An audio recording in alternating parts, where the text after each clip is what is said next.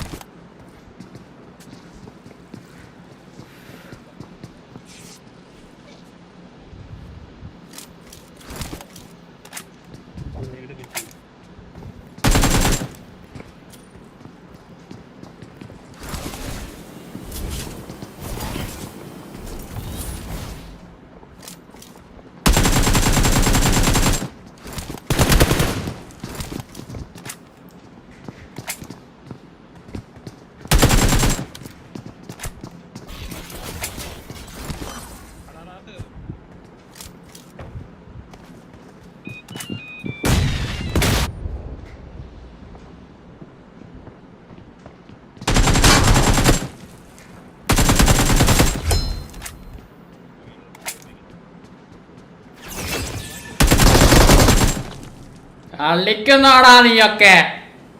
ഇവിടെ ഞാൻ യൂസ് ചെയ്തിട്ടുള്ള സ്ട്രാറ്റജി തന്നെയാണ് നിങ്ങൾക്ക് ഒരു ടിപ്പായിട്ട് പറഞ്ഞു തരാൻ പോകുന്നതും. എന്താണെന്ന് വെച്ചിട്ടുണ്ടെങ്കിൽ എനിമി സ്ക്വാഡിൻ്റെ അടുത്തേക്ക് ഡയറക്റ്റായിട്ട് പുഷ് ചെയ്യാതെ 1 by 1 ആയിട്ട് അടിക്കാനുള്ള ഒരു സിറ്റുവേഷൻ നമ്മൾ ക്രിയേറ്റ് ചെയ്യുക.